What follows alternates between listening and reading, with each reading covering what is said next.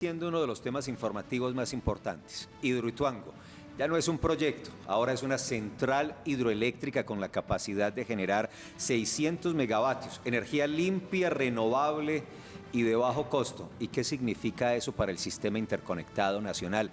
Es que una sola turbina, 300 megavatios, es mucho más que muchas generadoras eléctricas de este país, y 600 megavatios ni se diga.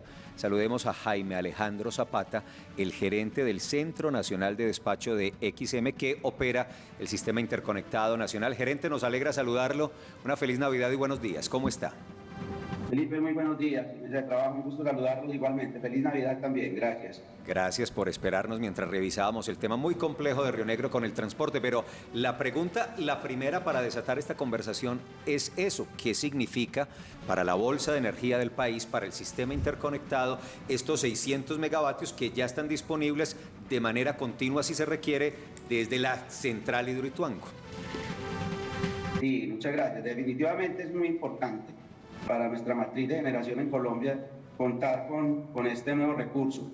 Se representa con esa capacidad que tiene hoy declarada ante XM, que son cerca de los 600 megavatios, son 580 megavatios por las dos unidades exactamente, representa cerca del 3% de nuestra capacidad instalada. ¿Sí? Hoy tenemos una capacidad instalada cercana a los 18.000 megavatios y ya con estas dos unidades tendremos cerca de 18.700.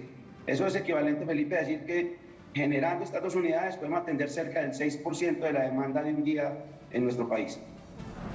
Gerente, eso es a propósito, es decir, ese es el 6% del 17% que generará Hidroituango para todo el país cuando ya esté a pleno funcionamiento. Una vez tengamos todas las unidades generando, de acuerdo. Así es. Gerente, ¿y esto aleja ese fantasma que tantas veces aparece del incremento exagerado de las tarifas, o cómo impacta eso en este sentido? Sí, a ver, Hidroituango, pues, como todos sabemos, es generación hidráulica, base de agua, es un combustible barato, realmente más barato que muchos combustibles que tenemos en el sistema.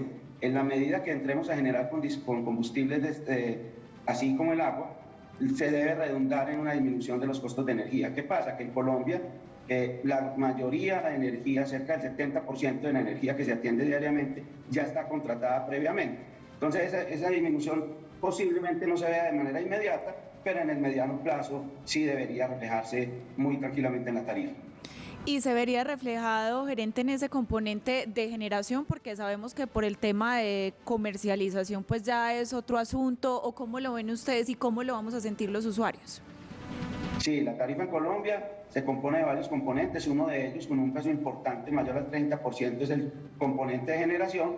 Entonces se vería reflejado en ese componente. Sí, ya los otros componentes de la tarifa, está transmisión, comercialización, restricciones y pérdidas, que definitivamente por este concepto no disminuirían, pero se ve reflejado en el componente total de generación.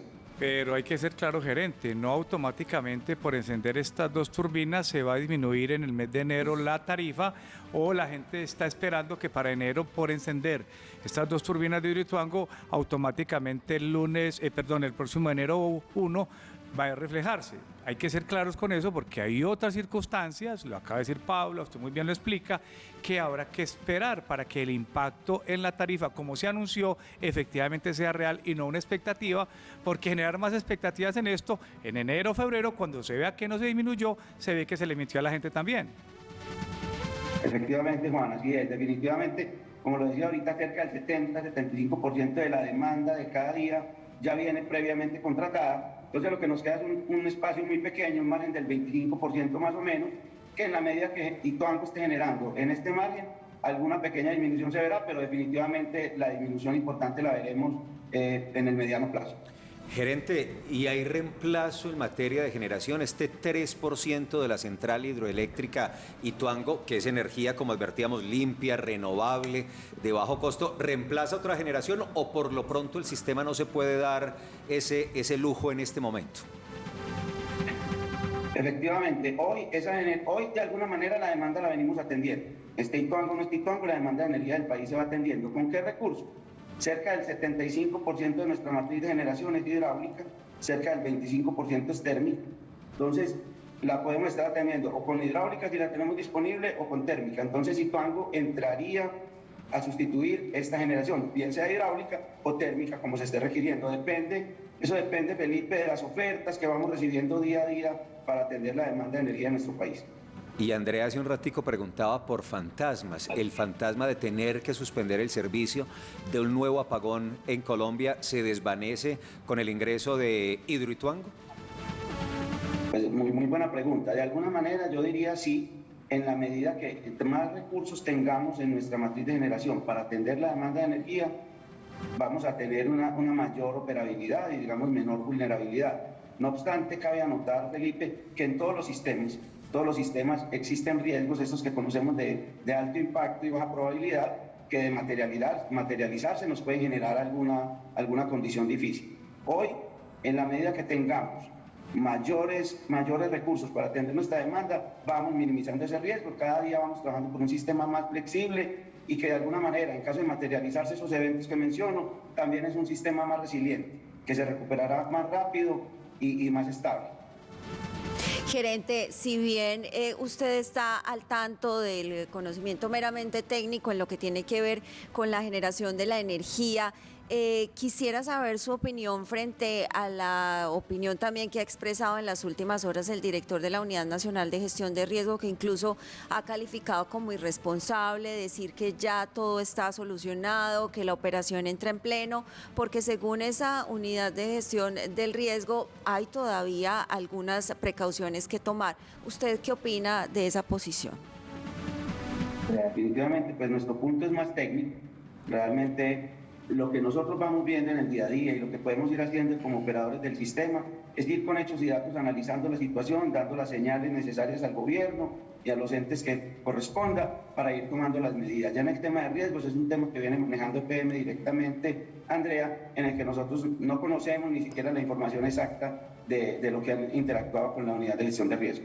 Gerente, pero ya ustedes ratifican que se está dando de manera continua, ¿y para cuándo están establecidos los próximos compromisos de las otras turbinas? Bueno, perfecto. Ya nosotros tenemos en operación comercial declarada desde el 1 de diciembre las 2 unidades. Ayer vimos el hito de las pruebas de rechazo de carga, que es un hito importante, un hito adicional a los que se han venido cumpliendo. Ahorita estábamos revisando la sala de control, Hidroituango viene generando cerca de 270 megavatios desde la madrugada, de forma continua, y como se vaya a desarrollar en el tiempo, dependerá mucho nuevamente de la oferta diaria que Hidroituango nos vaya entregando al Centro Nacional de Despacho. Hoy está la noticia, amables televidentes, es que XM, que es la persona jurídica a quien le entrega la hidroeléctrica la energía, que la distribuye en esa bolsa nacional, porque hay que explicar a los televidentes que hay una bolsa nacional de energía, ustedes la reciben ya y la meten en el inventario de recurso disponible de energía y lo empiezan a distribuir. Esa es la noticia, que ya arrancó la hidroeléctrica como hidroeléctrica, que esa capacidad de 270 puede ser más o menos, pero que ya está entrando. Lo que de entrada también, no nos digamos mentiras, significa que a partir de hoy empieza a facturar, porque de que XM la reciba se generan unos recursos como hidroeléctrica y de ahí toda esa cola larga de lo que implica quién recibe parte de este dinero. ¿Cierto, doctor? Sí, Juan. Y me faltó responderle a Andrea una parte de la pregunta, que cuándo estaban previstas las unidades 3 y 4. También es importante mencionarlo con la información que tenemos en XM en este momento. Estas unidades están la tercera para agosto y la cuarta para octubre, noviembre del año entrante, que esperamos pues que también logremos este nuevo hito.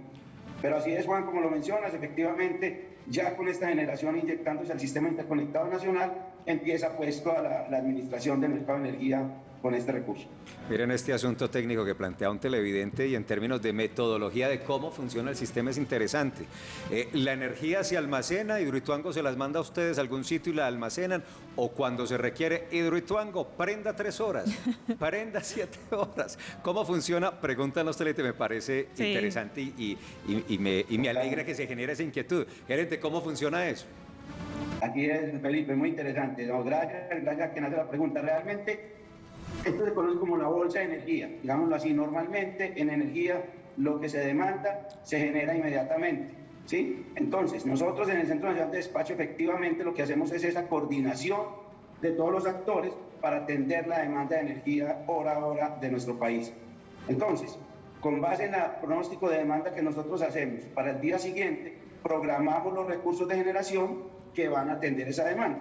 Nosotros cada día, a las 2:45 de la tarde, informamos qué recursos de generación en el país vamos a prender al día siguiente para atender esa demanda de energía. Entonces, más o menos es así como lo mencionas, Felipe. Yo le digo, Ituango lo necesito en tal periodo con tanta energía disponible. Exacto. No es que se acumulen y hay una nevera con la energía, sino Ituango, que prenda.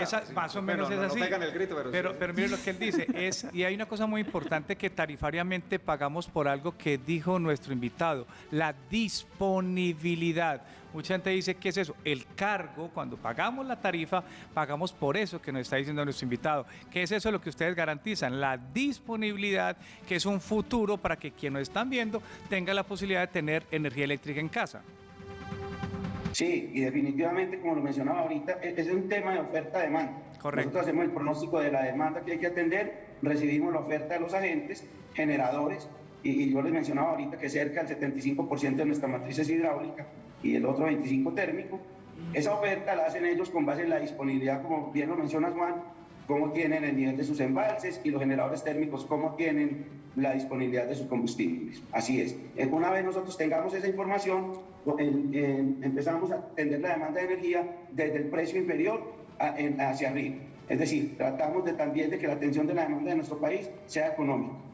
Gerente, le agradecemos mucho, muy interesante conversar con usted, tener detalles de cómo funciona el sistema interconectado nacional, y gracias a la gente de XM, que es una tremenda fuente, la más técnica, la más seria, disponible siempre, y finalmente son ellos quienes nos ayudan a entender todos estos procesos. Gracias, gerente, feliz Navidad.